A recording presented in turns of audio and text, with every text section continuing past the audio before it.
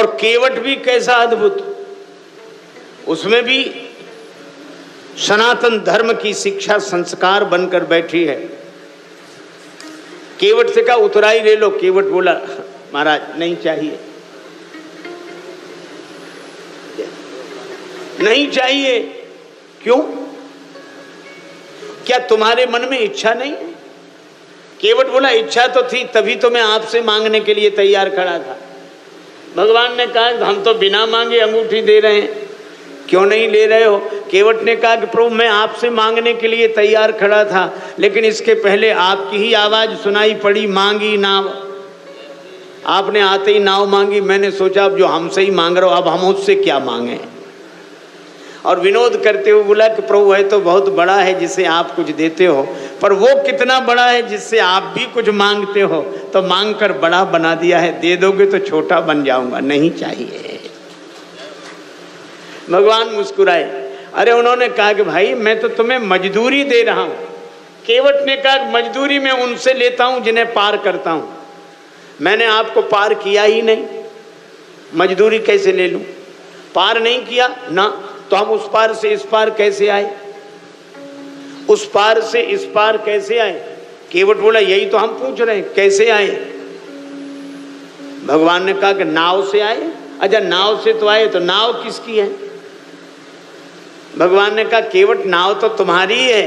केवट बोला यही तो मैं कह रहा हूं कि नैया तो मेरी ही पार लगी है, आपने चरण रख दिया तो मेरी नैया पार लग गई। आप पार होने के लिए नहीं आए थे, बल्कि मेरी नैया पार लगाने के लिए आए थे। उतराई तो मुझे देनी चाहिए, दे नहीं सकता तो ले कैसे लूं? नहीं लिया। भगवान ने कहा तो ऋण हो जाएगा हम पर। केवट बोला नहीं होगा, हम आप भाई भाई हैं, मैं गंगा तट का माझी हूं, तुम भव सागर के केवट हो। मैं इस सरिता के तीर पे हूं, तुम उस भव सरिता के तट हो। मजदूर कहीं मजदूरों से मजदूरी लेते हैं भैया, मल्लाह कहीं मल्लाहों से मल्लाही लेते हैं भैया। और अगर अपने को ऋणी समझते ही हो, अपने को ऋणी समझते हो, तो ऋण तुम वहीं चुका देना है। मैंने तुमको पार किया, तुम मुझको पार लगा देना। ये है संस्कार, ये है श्रद्धा, ये है भक्ति। नहीं लिया केवट ने। लक्ष्मण जी बोले ले लो ले लो ले लो। केवट ने कहा कि सरकार हम गरीब हैं, लेकिन हमने वचन दिया था ना नाथ उतराई क्यों, वचन दिया, वचन नहीं तोड़ सकता मैं। लक्ष्मण जी बोले हद हो गई, भगवान को भी वचन का प्रवचन दिए जा रहा है, ले ले। भगवान को भी वचन का प्रवचन दे रहा है। तो हाथ जोड़कर बोला छोटे सरकार, मेरा वचन आपके बाण की तरह नहीं है जो धनुष पे चढ़ तो जाता है बिना चले उतर जाता है। लक्ष्मण जी बोले ये वचन कौन सा बाण से कम है, प्रभु आप ही करो इससे तो बात। केवट कह रहा था नाथ आज मैं कहा न पावा, क्या नहीं मिल गया?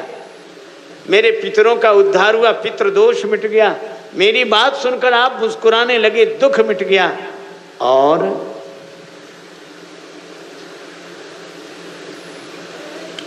आपने नाव मांगी तो मेरी गरीबी मिट गई, अब कुछ नहीं चाहिए।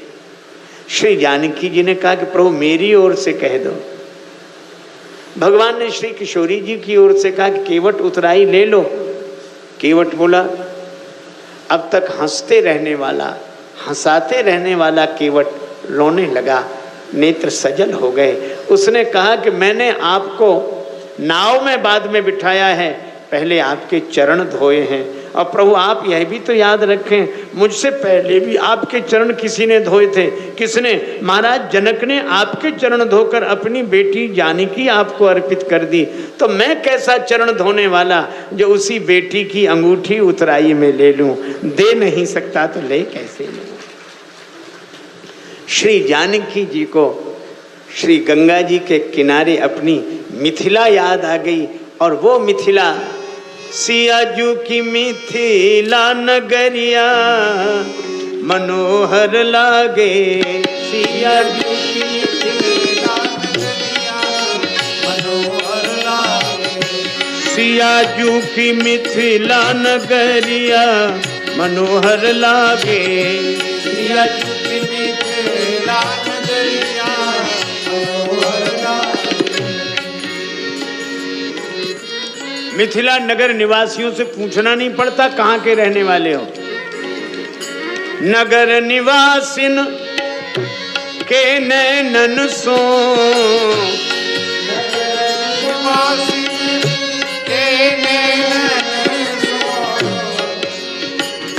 छलकत प्रेम गगरिया मनोहर लागे। छलकत प्रेम गगरिया मनोहर लागे। सियाजू की मिथिला नगरिया मनोहर लागे। सियाजू की मिथिला नगरिया मनोहर लागे। सियाजू की मिथिला नगरिया मनोहर लागे। सियाजू की मिथिला नगरिया मनोहर लागे।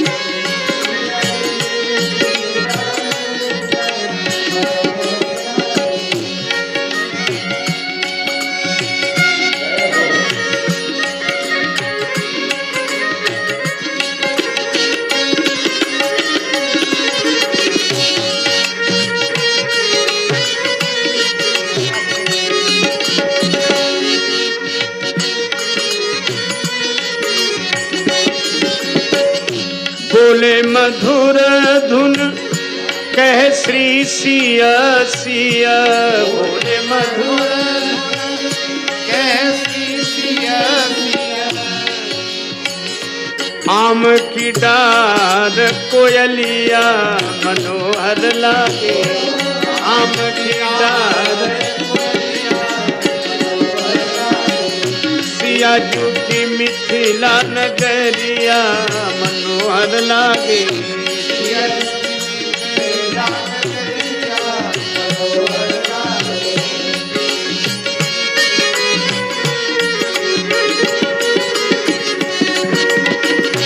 विविध वसुधरी बैठे बनिक वर। विविध वसुधरी बरनत बने ना बजरिया मनोहर लागे। बरनत बने ना बजरिया। सियाजू की मिथिला नगरिया मनोहर लागे। सियाजू की मिथिला नगरिया मनोहर लागे। बाग बाग दिल करत बाग यह।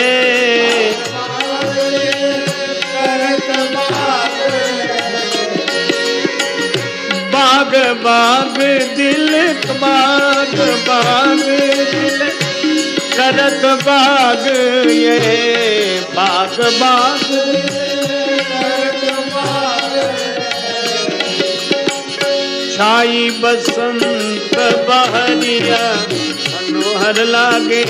छाई बसंत बहरिया मनोहर लागे। सियाजू की मिथिला नगरिया मनोहर लागे। सियाजू की मिथिला नगरिया मनोहर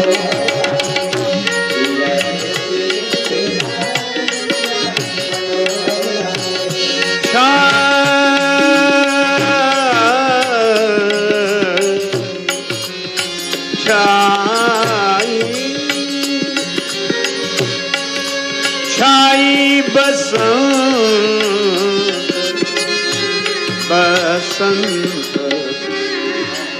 बसंत बहार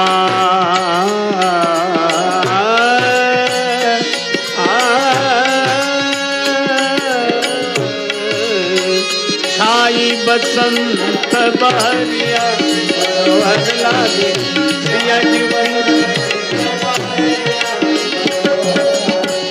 सियाजू की मिथिला नगरिया मनोहर लागे। सियाजू की मिथिला नगरिया मनोहर लागे।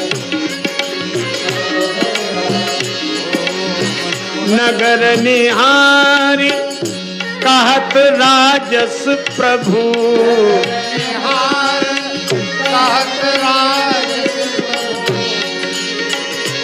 नगर निहारी कहत राजस प्रभु, भई है निहाल नजरिया मनोहर लागे, भई है निहाल नजरिया मनोहर लागे, सिया जू की मिथिला नगरिया मनोहर लागे,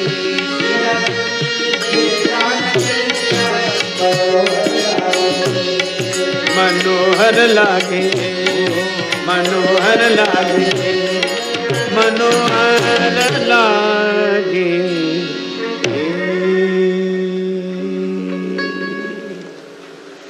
श्री जानकी जी को अपनी मिथिला याद आती है, गंगा जी के किनारे। यह संस्कारों की संस्कृति और यह भगवत कथा। संस्कार दिए जाते थे, शिक्षा मिलती थी। अब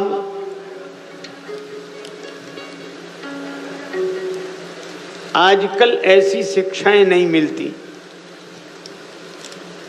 हमारे पूज्यपाद संत श्री विनीत जी महाराज कहा करते थे कि अब तो बेटी को विदा करते समय सास ससुर गुरु सेवा करे हूँ नहीं।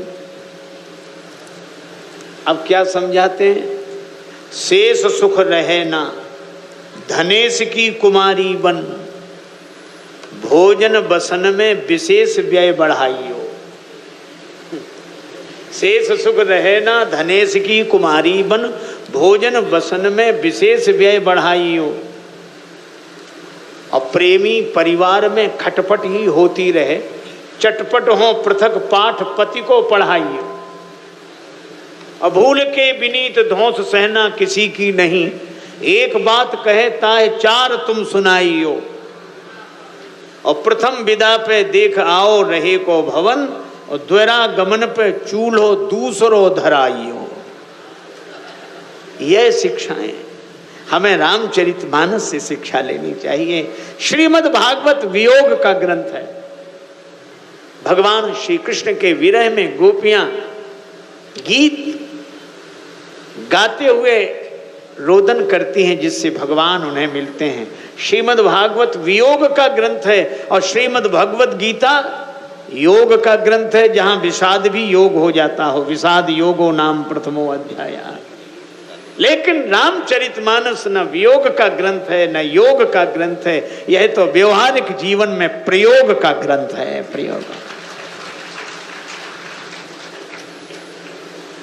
प्रयोग सचमुच रामचरितमानस हमारा जीवन है। भगवान श्री राम, राम उपासक जे जग माही, यही संप्रिय तिनके कछु नाही। महाराज जनक श्री जानकी जी को देखकर प्रसन्न होते हैं। श्री सियाजू विदा होती हैं, मर्यादा जानकर सबने विदा किया। महाराज जनक मन ही मन सोचते हैं कि बेटी को विदा करते समय सब कुछ दिया था, पर ये बलकल वस्त्र ही नहीं दिए थे, ये वनवासिनी वेश में देखा। जानकी जी के विदा होने के बाद महाराज जनक सुनैना जी से पूछते हैं, क्या कहा कौशल्या जी ने? सुनैना जी ने पूरी बात बताई। महाराज जनक भाव विह्वल हो गए, नेत्र सजल हो गए, और उन्होंने यही कहा, सावधान सुन सुमुखी सुलोचनी। मैं भरत जी की कथा की महिमा बता रहा हूं। हे सुलोचनी, सावधान होकर सुनो। सावधान सुन सुमुखी सुलोचनी। अच्छा, महिमा किसकी? भरत कथा। श्री भरत जी की जो कथा है वो भवबंध विमोचनी, भव बंधन से मुक्त करने वाली कथा है।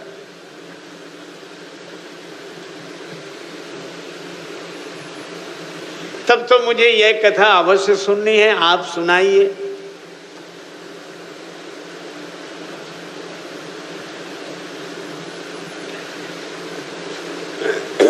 श्री जनक जी ने बड़ी अद्भुत बात कही। उन्होंने कहा धर्म राजनय ब्रह्म विचारो। धर्म, राजनीति और ब्रह्म विचार जैसे दुरूह विषयों का विवेचन करने की क्षमता मेरी बुद्धि में है। धर्म का निर्णय करना हो, ब्रह्म विचार करना हो, राजनीतिक निर्णय करना हो, मेरी बुद्धि सक्षम है। लेकिन ऐसी मेरी कुशाग्र बुद्धि भी सोमति मोर भरत महिमा ही। भरत जी की महिमा क्या कहेगी? कहे का छुअ सकत न छाही। छाया भी नहीं छू सकती। अच्छा, आप विचार करें, छाया को पकड़ा नहीं जा सकता पर छुआ तो जा सकता है। किसी व्यक्ति की परछाई को पकड़ा भले ही ना जा सके पर छुआ तो जा सकता है। पर कहे का छू सकत न छाई, ऐसा क्यों? मानो श्री जनक जी का भाव यह है कि व्यक्ति के शरीर की छाया को तो छुआ जा सकता है, लेकिन छाया की छाया को कैसे छुआ जा सके? और छाया की छाया कौन? छाया की छाया श्री भरत जी शरीर है ही नहीं। भरत ही जान राम परिछाई। भरत जी तो राम जी की परिछाई हैं। अब इस परिछाई की परिछाई को कैसे छुआ जा सके? तो इनकी महिमा कोई नहीं जानता। जानते हैं कौन? श्री राम। भरत महामहिमा सुन रानी जान ही राम। तब राम जी से ही प्रार्थना करूंगी कि भरत जी की महिमा सुनावें। का नहीं हो सकेगा, न सकहीं बखानी। श्री राम जी वर्णन नहीं कर सकते। भगवान भी जिनकी महिमा का वर्णन न कर सकते हों, ऐसे संत पुरुष हैं श्री भरत। इसीलिए तो तुलसीदास जी कहते हैं विधि हरि हर कब को विद बानी, कहत साधु महिमा सकुचानी। ऐसे श्री भरत। दूसरे दिन फिर पंचायत लगी। एक और महाराज जनक, एक और महाराज वशिष्ठ जी, दो पंच चुने गए। श्री राम जी की ओर से गुरु वशिष्ठ जी, भरत जी की ओर से श्री जनक जी। क्योंकि राम जी मर्यादा पुरुषोत्तम और गुरुदेव मर्यादा का ध्यान रखने वाले, विधि का ध्यान रखने वाले, इसलिए ठीक है। और भरत जी के पंच जनक जी, क्योंकि भरत जी भी और जनक जी एक से भावक हैं। जनक जी कैसे का? गूढ़ जिन्हीं राम पद गूढ़ स्नेहु। जिनके मन में राम जी का गूढ़ स्नेह है वो है महाराज जनक। और भरत जी का गूढ़ स्नेह है भरत मन माही, रहे नीक मोह लागत नाही। भरत जी के मन में भी गूढ़ स्नेह है। तो भरत जी के पंच जनक जी और राम जी के पंच श्री वशिष्ठ जी। अब निर्णय करें, लेकिन बड़ी कठिनाई। जब दोनों पंचों से निर्णय नहीं हुआ तो दोनों पंचों ने मिलकर एक तीसरे सरपंच को चुन लिया। अच्छा, वो तीसरे सरपंच कौन है? का जनक जी और वशिष्ठ जी ने तीसरे सरपंच को चुना। और तीसरा सरपंच कौन? का राम बचन सुनी मुनि जनक सकुचे सभा समेत, और सकल बिलोकत भरत मुख बनई न उतर दे। सब श्री भरत जी के मुख की ओर देख रहे हैं, सब चुप। अरे जहां विधि हरि हरि कवि को विद बानी, कौन कहे संत की महिमा, संत की भावना को। पर आप आश्चर्य करेंगे, राम जी ने कहा कि गुरुदेव आप बैठे हैं, मेरा बोलना तो भद्दा लगेगा। मोर कहाव सब भांति भदेसु। और जिस सभा में श्री राम जी को बोलने में भद्दा लग रहा हो, उस सभा में आश्चर्य श्री भरत उठकर खड़े हो गए। अब भरत जी बोल रहे नहीं, पहले सरस्वती माता को स्मरण किया। ही सुमरी शारदा सुहाई, मानस ते मुख पंकज आए। सरस्वती माता का स्मरण किया और सरस्वती माता भरत जी के हृदय से मुख में आई। ये भरत भारती मंजू मराली, मानो भरत जी नहीं बोल रहे हैं, सरस्वती जी बोल रही हैं। लेकिन सरस्वती जी के बहाने कौन बोल रहा है? शारद दारु नारी सम स्वामी,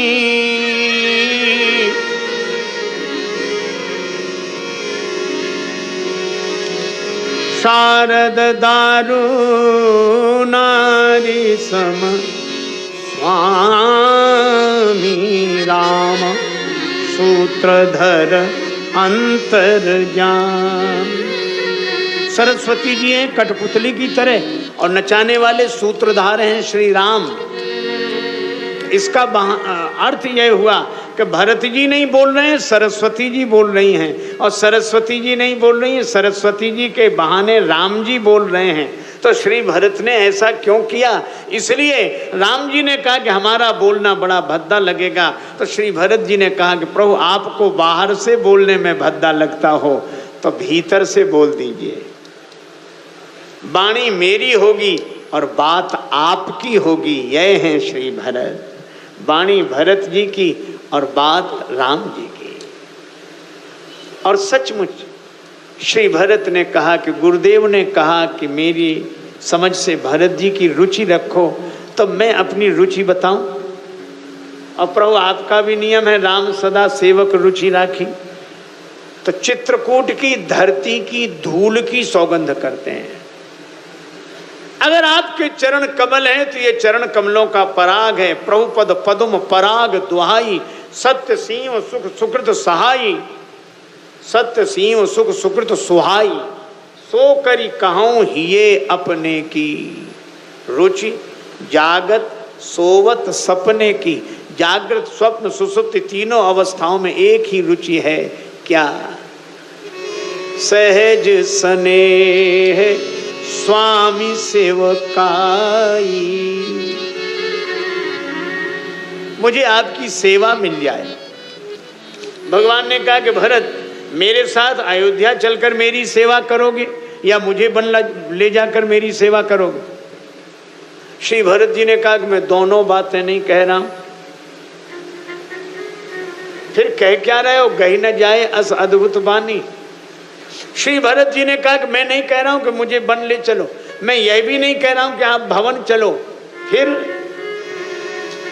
मैं एक ही सेवा चाहता हूं, आज्ञा सम न सुसाहिब सेवा, सो प्रसाद जन पावे दे।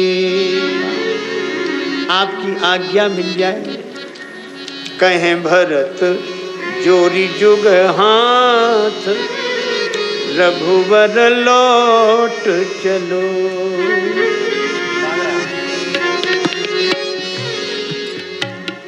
विनती सुनी प्रभु करहु सोई जो,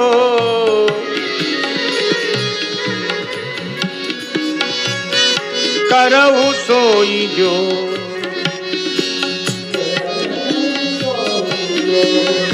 उचित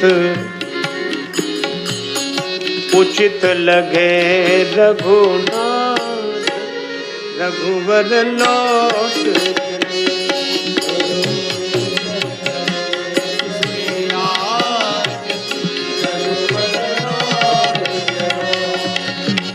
अस कही भे राजेश विकलयति,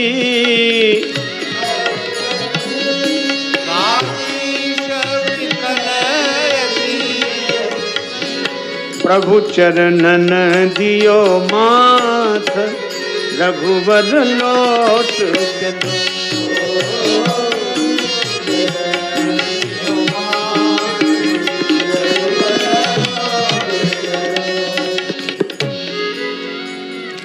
भगवान के नेत्र सजल हो गए। भगवान श्री राम ने कहा भैया भरत, पितु आयस पाल ही दो भाई। पिताजी की आज्ञा का पालन हम दोनों भैया करें।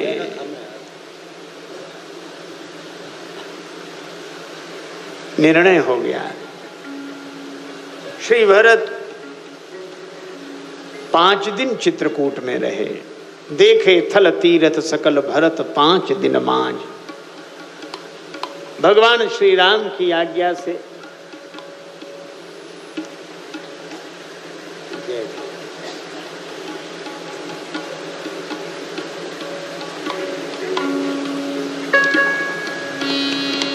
तीर्थों का जल श्री भरत कूप में स्थापित हुआ। लेकिन आज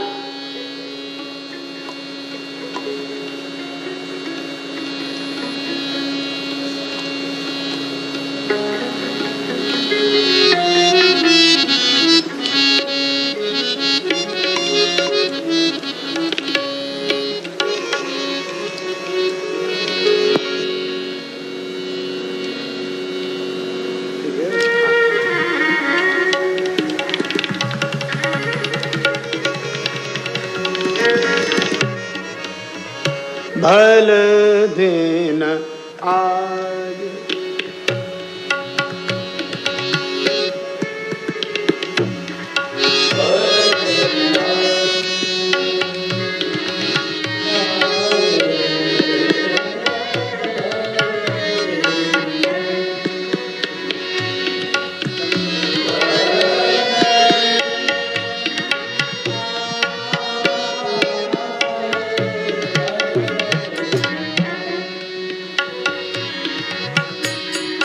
जाने मन माही भल दिन आज दिन आज दिन आज अच्छा समय जानकर अच्छा दिन है। सभी श्री अवध लौट जाएं, लेकिन हमारे राम जी राम कृपालु कहत सकु चाहिए। बड़ा संकोच है। अच्छा, संकोची व्यक्ति के साथ एक बात और होती है, उसे लगता है कि उसे न कहना पड़े, दूसरा कोई उसके मन की बात कह दे। तो श्री राम जी औरों की तरफ देखते हैं, उन्हें इतना संकोच कि हम कैसे कहें कि चले जाओ, आज अच्छा दिन है। इसलिए श्री राम जी ने देखा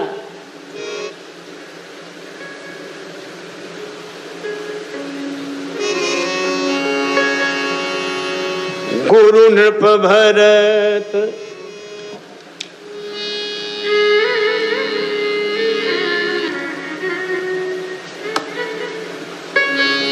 गुरु नृप भरत सभा अवलोकी सकुचि राम पुनि अवनि बिलो। श्री राम जी गुरु जी की ओर देखते हैं, महाराज जनक की ओर देखते हैं, श्री भरत की ओर देखते हैं, सभा की ओर देखते हैं, और फिर संकोच में पड़कर श्री राम जी पृथ्वी की ओर देखने लगे। ऐसा स्वभाव कहां मिलेगा? मुझे लगता है कि राम जी जैसा स्वभाव कहीं नहीं, तो श्री भरत जी जैसा भाव कहीं नहीं।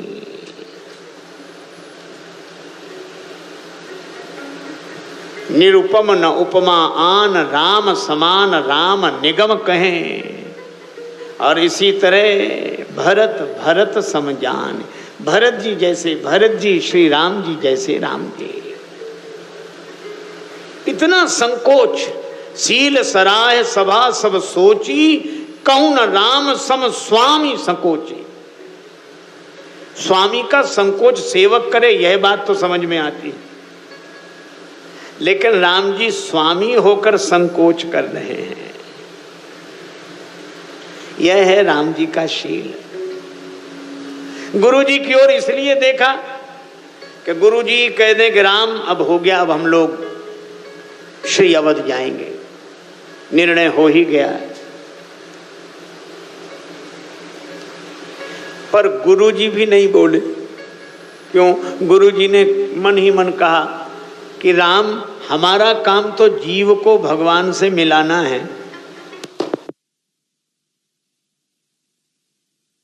और जिनका हमने कोई निर्णय ही नहीं किया उन्हें कैसे विदा कर दें।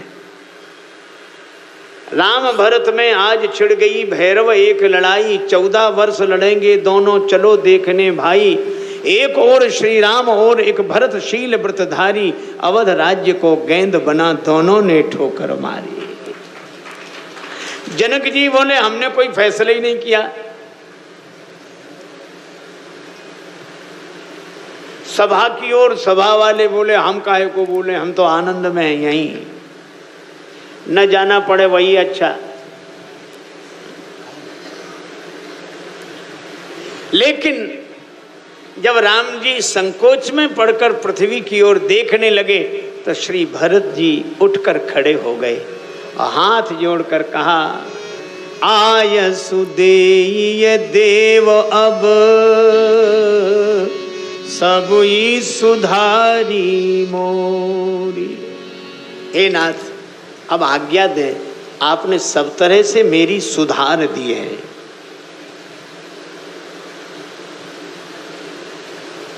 अच्छा, भगवान सुधारते हैं, सबकी बात सुधारते हैं। कैसे? श्री भरत जी बोले ऐसे, देखी दोष कबहू न उर आने, सुनी गुण साधु समाज बखान। दोष देखकर हृदय में नहीं रखते और गुण सुनकर प्रशंसा करते हैं। यों सुधारी सन्मानी जन, सम्मान पूर्वक सुधारना यह राम जी का काम है। इसी तरह प्रभु आपने मेरी सब सुधार दी, अब आदेश देते हैं। भरत जी को इस तरह भाव विह्वल देखकर भगवान ने कहा कि भरत, आदेश तो है ही। श्री भरत जी ने कहा कि प्रभु मैंने आज तक कोई जिद नहीं की, आज एक हठ कर लूं, पूरा कौन करेगा? श्री राम जी ने कहा। भरत जी बोले बालक तो हठ करना जानता है, बालक की हठ तो माता पिता पूरी करते हैं। अच्छा बोलो कौन सी जिद है तुम्हारी? श्री भरत जी ने कहा कि प्रभु नेत्र भराए विनती भरत करत कर जोरे, दीन बंधु दीनता दीन की कबहू परे जनि भोरे। और एक बात मैं कह रहा हूं, तुलसी बीते अवधि प्रथम दिन, 14 वर्ष की अवधि बीतने के बाद पहले दिन जो रघुवीर न आई हो, तो प्रभु चरण सरोज सपत जीवित परिजन ही न पई हो। कहत प्रेम पन कीन है, आपका भरत आपको जीवित नहीं मिलेगा। भगवान राम रो पड़े, भरत जी को हृदय से लगाते हुए कहा, भरत क्या मैं भी तुम्हारे बिना रह पाऊंगा? मैं आऊंगा भरत, आऊंगा, लेकिन एक बात है भरत, तुमने जो कहा है वह मैं याद रखूंगा, लेकिन मैं भी एक बात कह रहा हूं, तुम भी याद रखना। भूल होती सबसे न भूलना भरत भैया, आज्ञा मेरी चाहे तुम्हें शंभु विषपान हो। और जिस जननी ने जना तुम सा सुपुत्र भरत, स्वप्न में भी कभी ना कैकेयी का अपमान हो। राम जी कहते हैं माता कैकेयी का अपमान न हो, तुम्हारे जैसे भक्त को जन्म देने वाली जननी वंदनीय है। श्री भरत के नेत्र सजल हो गए। श्री तुलसीदास जी कहते हैं, ता कुमात को मन जुगवत जो निज तन मरम कुघाव। अपने हाथ में फोड़ा हो तो ज्यादा चिंता होने लगती है। विनय पत्रिका में श्री तुलसीदास जी कहते हैं, टूट्यो हाथ गरे परे। हाथ स्वस्थ रहे तो कोई बात नहीं, टूट जाए तो अपने ही गले पड़ता है। पट्टी बांध के गले में तो लटकाते हैं, टूटियो बाह गरे परे और फूटे विलोचन पीर हो। इसी तरह भगवान माता कैकेयी का ध्यान रखते हैं। श्री भरत चलने लगे तो उन्होंने एक बात कही, बिना अवलंब के शांति नहीं, अवलंब मिल जाए ताकि मैं 14 वर्ष उस अवलंब के आधार पर रहूं। भगवान ने प्रभु करी कृपा, पामरी दीनी प्रभु करी कृपा, प्रभु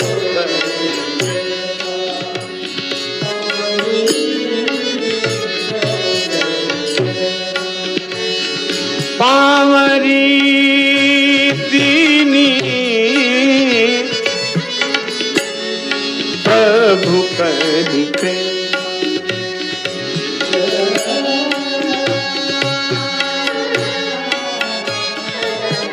प्रभु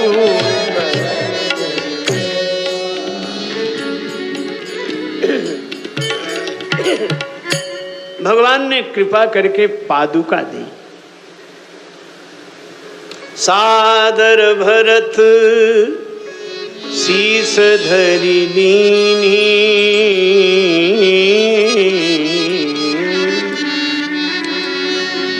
प्रभु प्रदत्त पादुका को भरत जी ने सिर पर रख लिया। सादर भरत शीस धरि लीनी।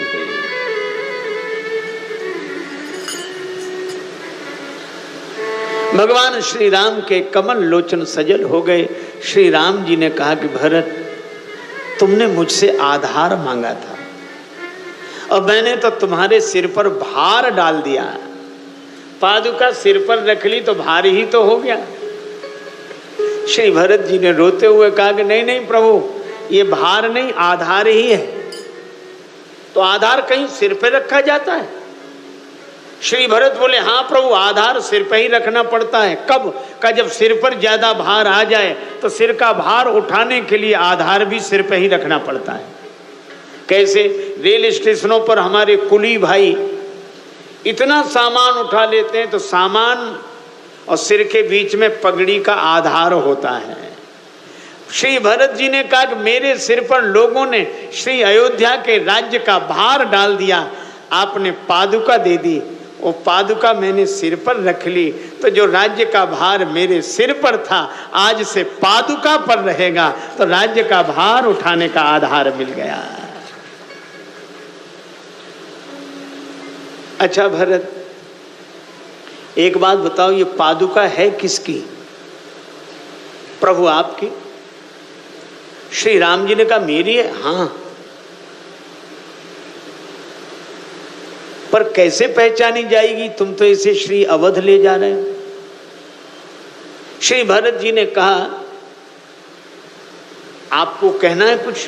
प्रभु ने कहा पादुका चित्रकूट में रहती तो मेरी मानी जाती, पद में रहती। श्री भरत जी ने कहा कि प्रभु, ये पादुका चाहे चित्रकूट में रहे चाहे अयोध्या में, पर पादुका चित्रकूट में रहती तो आपके पद में रहती और श्री अवध में रहेगी तो आपके पद पर रहेगी। ये पादुका पद से अलग हो ही नहीं सकती। अच्छा, दोनों से जुड़े रहने पर पद का भार पादुका पर, पद में रहे तो पद का भार पादुका पर, और पद पर रहे तो भी पद का भार पादुका पर। भगवान मुस्कुराए, लेकिन भरत एक बात तो बताओ, क्या तुमने तो पनही की शरण मांगी थी? मोरे शरण राम ही की पनही, मोरे शरण राम ही,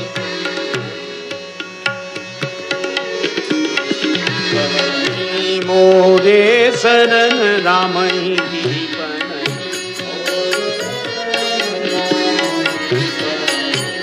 मोरे शरण राम ही की पनही,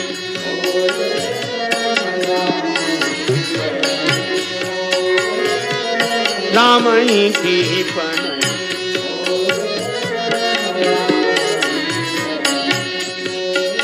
शरण राम ही की पनहि, मोरे शरण राम ही की पनहि, मोरे शरण राम ही की पनहि।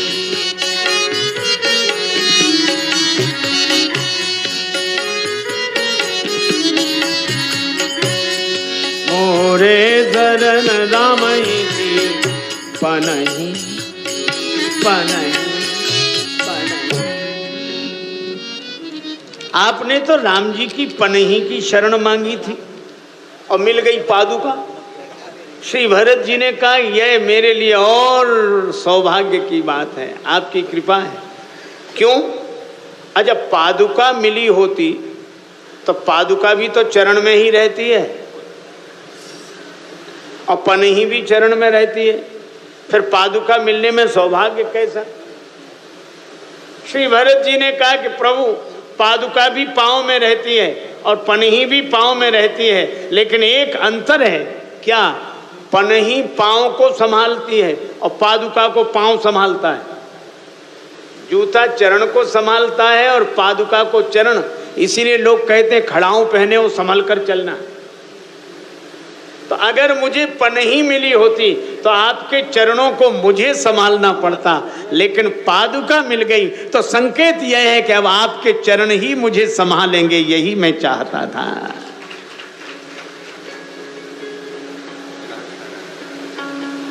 अच्छा भरत, एक बात बताओ, क्या ये सब तो ठीक है? भरत जी ने कहा कि मैं लकड़ी की खड़ाऊं की तरह आपके चरणों में पड़ा रहूं, और खड़ाऊं में जो खूंटी होती है उसको दो संभालते हैं, एक ओर से अंगूठा एक ओर से उंगली। कहा मैं लकड़ी की खड़ाऊं की तरह आपके चरणों में पड़ा रहूं और मेरे विश्वास की खूंटी को अंगुष्ठ की तरह से एक ओर से प्रभु राम आप और अंगुली की तरह से एक ओर से जानकी माता, ये दोनों मिलकर संभाले रहें। यही मैं चाहता हूं।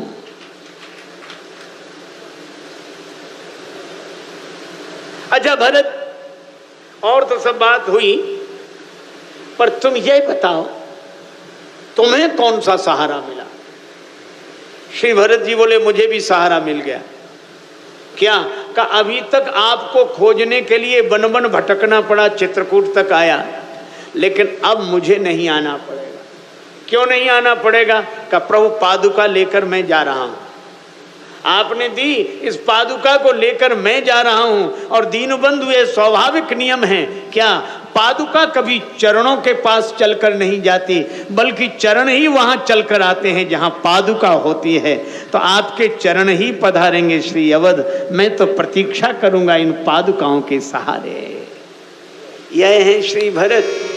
तन पुलक शिथिल बरबानी, भरत रजधानी चले।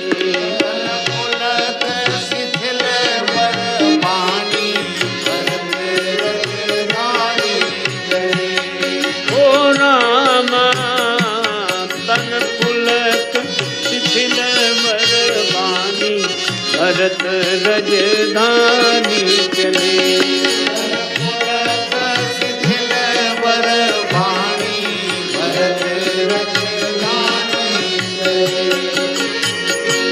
हो रघुवीर रजाय सुमानी, भरत रजधानी चले।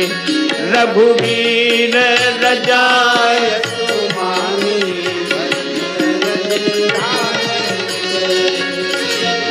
सीताराम कमल पद परिके।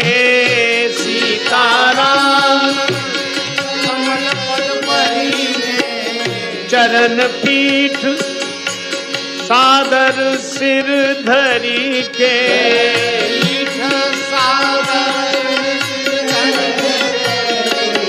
भर के अखियान में पानी, भरत रजधानी चले।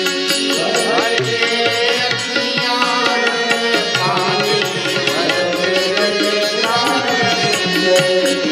भर के अखियान में पानी, भरत रजधानी चले भर के अज्ञान में पानी भरे रजधानी चले। पादुका सिर पर रखकर पधारे श्री भरत श्री अवध में महाराज जनक समेत, और यहाँ आकर सिंहासनासीन की पादुकाएं। और श्री तुलसीदास जी कहते हैं ये पादुकाएं क्या हैं? आखर जुग जनु जीव जतन के,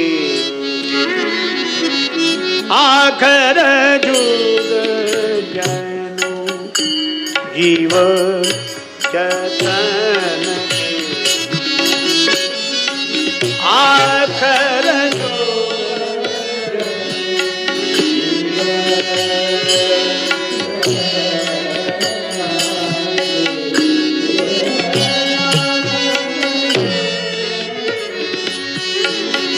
जुग जन जीव जतन के। ये दो अक्षर श्री राम नाम के दो अक्षर, और श्री भरत साधु हैं। और कितना सुंदर शिक्षा दिया, अपने चरित्र से शिक्षा दी श्री भरत जी ने कि हम भी अपने हृदय के सिंहासन पर पहले श्री राम नाम को बिठा लें।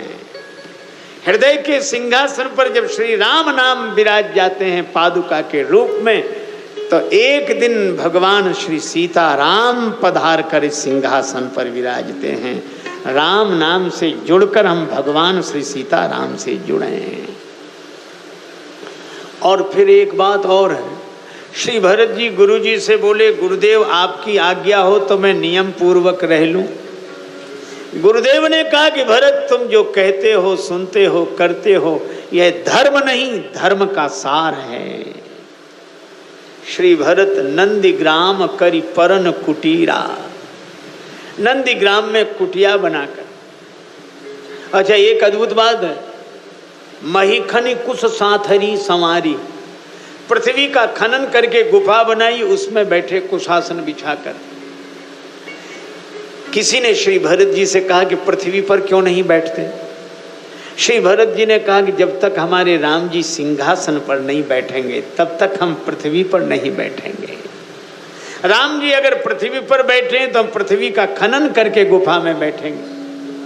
तो आप गुफा में बैठे हैं, तपस्वी हैं। श्री भरत जी बोले ना, फिर ये गुफा का जन्म हुआ पृथ्वी से, और आप ये क्यों भूल जाते हैं कि इस पृथ्वी से किसी और का भी जन्म हुआ है?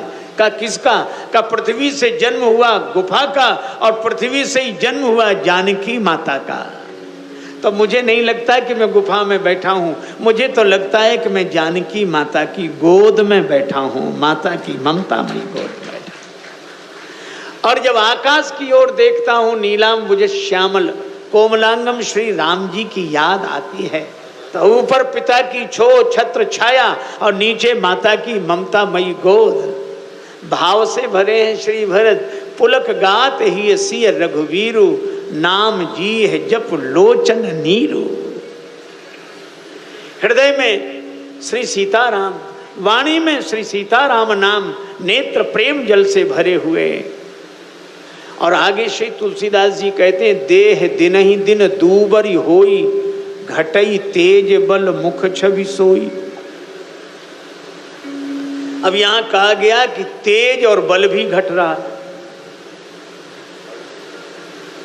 कुछ लोगों ने तेज का अर्थ तेजस्विता से नहीं किसी और अर्थ में लिया, लेकिन तपस्या से तो तेज बढ़ता है। बिनु तप तेज की कर विस्तारा, पर ये घटई तेज। मुझे ऐसा लगता है कि श्री तुलसीदास जी संकेत बड़ा सुंदर करते हैं। ये देह दिन ही दिन दूबरी होई से अर्थ नहीं, अर्थ ऐसे लिया जाए, देह दिन ही दिन दूबरी होई घटई। देह दिन दिन दुर्बल होकर घट रही है, लेकिन तेज बल मुख छवि सोई। वही तेजस्विता, वही तेज का बल, वही मुख छवि। ऐसे हैं श्री भरत। और मांगी मांगी आय सुकरत राज काज बहुभांति, पादुकाओं से आज्ञा लेते हैं। श्री अवध में राम जी के विरह में दुखी अवधवासी एक दूसरे से कहते नहीं हैं, पर राम जी के बिना रहा नहीं जा रहा। उन्हें लगता है कि रात्रि में जब सब सोते होंगे तो हम सरयू जी में प्रवेश करके प्राण दे देंगे। निश्चय कर लिया, कहा किसी से नहीं। और रात्रि में सुनसान दशा में जैसे ही उठते हैं वैसे ही ऐसा लगता है कि एक व्यक्ति इधर खड़ा है, दूसरा उधर, और दोनों बाह पकड़ के फिर सुला देते हैं। दोनों रात भर यही होता है, और जो जो ऐसा सोचता है उसके साथ यही होता है। जब एक दूसरे से चर्चा हुई कि हमारे साथ ऐसा हुआ, दूसरा कहता है कि हमारे साथ भी ऐसा हुआ, तब श्री तुलसीदास जी बोले हम बताएं क्यों हुआ। क्यों? चरण पीठ करुणा निधान के, जनु जुग जामिक प्रजा प्राण के। ये भगवान श्री राम जी के जो चरण पीठ हैं, यही जनु जुग जामिक, यही दो पहरेदार हैं प्रजा के प्राणों की रक्षा करने वाले। और भगवान श्री राम ने तो स्वयं श्री भरत जी से कहा था कि भरत तुम ऐसा न सोचो कि हम तुम्हारे साथ नहीं जा रहे हैं, हम तुम्हारे साथ ही जा रहे हैं, पादुकाओं के रूप में तुम्हारे साथ जा रहे हैं। भरत मुदित अवलंब लहे थे, अस सुख जस सिया राम रहे थे। अच्छा प्रभु, इन पादुकाओं के रूप में आप मेरे साथ जा रहे हैं? हाँ, तो पादुकाओं के रूप में और आपके सगुण साकार रूप में कोई अंतर नहीं। भगवान ने कहा कोई अंतर नहीं। तो कहा प्रभु एक काम क्यों नहीं करते? क्या? बोले सगुण साकार रूप से श्री अवध चलें और पादुका रूप से वन में चले जाएं। श्री राम जी मुस्कुराए। राम जी ने कहा कि भरत, सगुण साकार रूप में भी कोई मुझे देख ले जिधर मैं जा रहा हूं, ऐसी दृष्टि उनके पास नहीं है। वे मुझ में मुझे नहीं देख पाएंगे, और फिर कोई पादुका में देख ले, यह तो संभव ही नहीं है। लेकिन भरत, तुम ऐसे महात्मा हो कि तुम पादुका में भी मुझे देख लोगे, इसलिए पादुका रूप से तुम्हारे साथ जा रहा हूं। और संत की यही परिभाषा, यही दृष्टि जो पादुका